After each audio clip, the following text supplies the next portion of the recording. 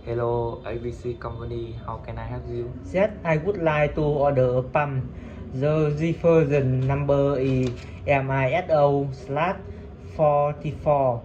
Do you have it in stock? Yes, we certainly has. How much is it? Is $550. Can you give me a discount?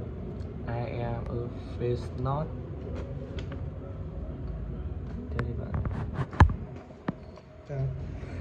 What kind of warranty do you offer?